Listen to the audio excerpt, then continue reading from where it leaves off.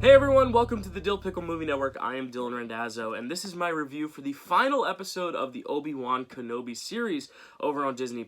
I went into this episode with a little bit of hesitancy, only because some of these other series in the Marvel and Star Wars realms of Disney+, have kind of built up so much for this finale, and then the finales always feel a little bit crammed and rushed. I was worried the same thing would happen here, and I was proven wrong. I was a little happier with this finale than I have been with some other finales, because I feel like, yes, there were still a bunch of stories to wrap up, but it all felt like it still had a singular through line, which I really appreciated. There were still moments that I didn't love, especially in the grand canon of Star Wars, feel a little bit lackluster, and I'll get into that in a little bit, just because I want to kind of look at the series as a whole now that it's all wrapped. But I think there were some really great payoffs, especially with character, and I think that is the strength of this whole series, and especially this episode, is character. I think, honestly, the plotting in this series has not been that great. Because the series has been expanded to 6 episodes, you know, sometimes plot lines would kind of revert to old story beats, like, oh, let's go put Leia back in a situation where she has to be saved. Oh, let's have Darth Vader and Obi-Wan not end their fight so then they can fight later. Like,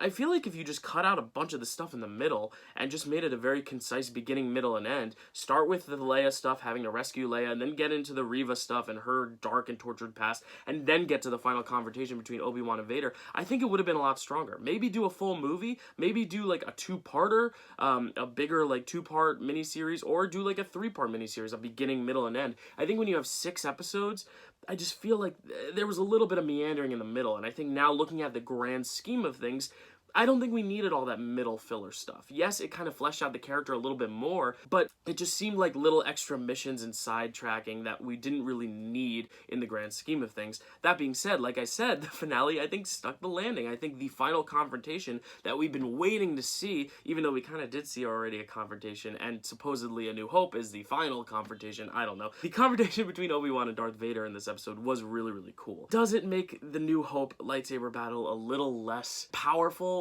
Maybe, but I still think this was probably the best moment of this series, and I do think it really helped in kind of finishing that arc of Obi-Wan, trying to find that redemption in Anakin, trying to see if there was any little ounce of Anakin left. And even I was questioning in the last episode when Darth Vader spared Reva, I was wondering, like, is there a little ounce of Anakin still in there for us to cling on to? And this episode kind of rejected that, but I like how it commented on that. I like the moment where Darth Vader says, "You didn't kill Anakin, I killed Anakin." Like, that is a powerful moment, and that makes the moment when Obi-Wan tells Luke in A New Hope that Darth Vader killed his father, it makes it true, because that is fully what Obi-Wan believes in that moment, seeing all this happen. So I think that moment, that confrontation was so well done. I love the visual of the mask kind of half on, half off.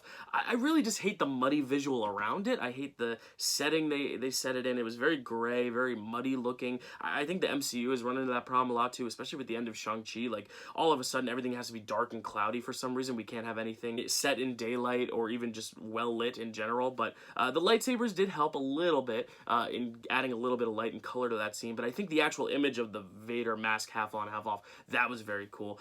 As for the Reva stuff, I think, you know, in the last episode, I almost kind of wished her arc had just ended there, and, like, that was the completion of her arc, but I do like how they kind of set her on her own path in this episode as her own self-reflection. You know, her story wasn't about Vader or Obi-Wan. It was about, you know, killing Luke, trying to get Luke so she could kind of feel like she repaid the younglings that all suffered because of Anakin. And I did like that choice. I thought it was an interesting choice. It adds a lot of complexity to her arc. And I was wrong, again. Like, I thought her arc probably should have ended in the last episode. I was wrong, because I think this really furthered her arc. I did enjoy just the different story beats and the character arcs, and seeing the moments where these characters are really kind of having that light bulb moment, kind of coming to realization for these things that they have believed otherwise for so long. Now, what moments didn't work? Really not a lot. Like I mentioned in the lightsaber battle, I didn't love the stylistic element of the setting. I think, you know, you think about Mustafar and Revenge of the Sith and all the lava around them and how cool that is. You think of Duel of the Fates and Phantom Menace, how they're leaping from bridge to bridge and there's all those like laser beams around them. That's just so visually inventive and pleasing to watch. And here it was just a bunch of like muddy grays and cement looking aesthetic and all that. And I just kind of hate that in modern blockbuster action sequences, where how everything has to be like kind of dark and cloudy. I wish there was a little bit more visual inspiration there, even though the fighting itself was really fun. And I did like the stuff with the rocks and kind of like throwing the rocks around Obi-Wan, almost like a bigger, more emphasized version of what Rey was doing in The Last Jedi and Rise of Skywalker. But another thing I was a little bit disappointed in, and I brought him up in many episodes, it is Qui-Gon Jinn. It was cool to see him. It was definitely cool to see Liam Neeson back, but it almost seemed like Liam Neeson was probably busy for the actual shoot date, so they just kind of recorded him in his own green screen room and had him act to a brick wall. And I really wish we could have gotten Ewan and Liam on set together, having an actual conversation, having a scene, because he just kind of popped up, said one line, and went away. And I get that. Maybe that was just like a last-minute thought, like, oh, maybe we should throw Qui-Gon in there. Maybe Liam's available for the day. But,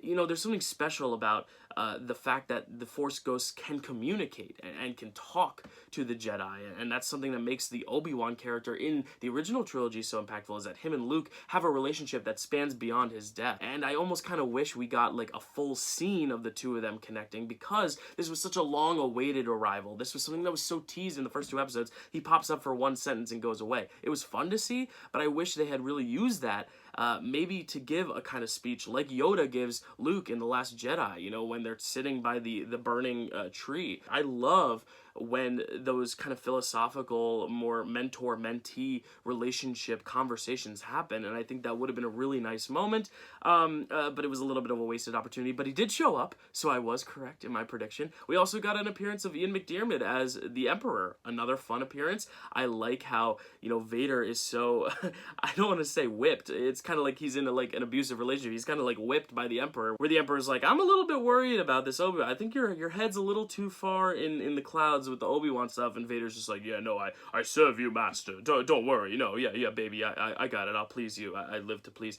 I thought that was very interesting to show still just how much power the Emperor holds over Vader, and how Vader, despite this big change in 10 years from when he was rescued from the lava and basically made into this machine, to just see how he still has that immaturity, which then explains a lot of his rage in Rogue One and a lot of the other future movies. All in all, I felt this was a really strong finale. It ended on a high note.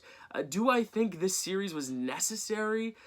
Probably not. No, we know New Hope. We know how things are going to go. We know that Aunt Beru, Uncle Owen, and Luke are all going to survive. So does that lessen some of the drama with the Reva stuff? Yes. We know Obi-Wan and Darth Vader are going to fight again. So does that lessen some of the impact in the drama? Yes. But I do think the creators understood that all these characters are going to be okay, so then they allowed themselves to dive into the character first and foremost, rather than the action itself and the plot beats. But that being said, I think some of the plotting in this series was a little all over the place. I do love the little Leia stuff. I think those moments with her and Obi-Wan in the end were so impactful, so powerful. I loved his little hello there when he met Luke. You know, there are like so many nice little character moments that makes me wish this was just a straightforward character piece more than just an action kind of cat and mouse chase type series. It's what makes Logan such a powerful Marvel movie, is because it's really not about the action. There is action at the end, but it feels like a payoff for all the drama that came before it. I almost wish this miniseries was just a film that just explored these relationships with Obi-Wan and Leia,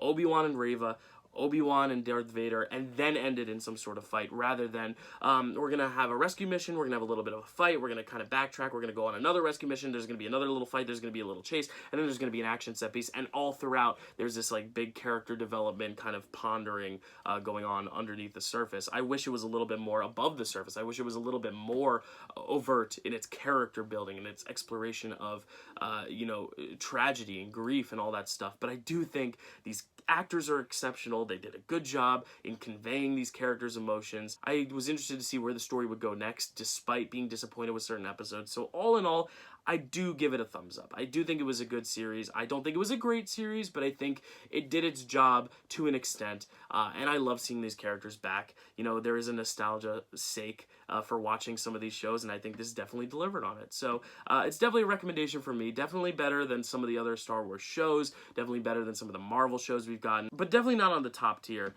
of Star Wars material out there, though Ewan McGregor always giving a top-notch performance, and I love to see it. So that was my review for the final episode and kind of the series in general of Obi-Wan Kenobi. What did you think of this series? Were you disappointed? Did you love it? Did you love it more than me? Did you love it less than me? Did you like it? Whatever you thought of it, let me know in the comments down below, and let me know what other things you want me to review. I'm a little bit behind on some summer movie watching just because I've been so busy with other things going on in my life. But I hope to get around to Lightyear soon. Elvis, get some reviews out for that. I still haven't done a review for Top Gun Maverick, which is probably my favorite movie of the year so far, but maybe I'll do a summer wrap-up, wrapping up some of my favorites of the summer. But I cannot wait to get to more reviews, more watching, and to see where the Star Wars universe goes next. So thank you so much for watching. Please like and subscribe. It helps the channel grow. I'm really, really appreciative of all the consistent viewership over the weeks. I want to grow it even more as we head into the second half of this year. It's been really fun just getting to share my opinions with y'all. So thank you so much. I'll see you next time. May the Force be with you.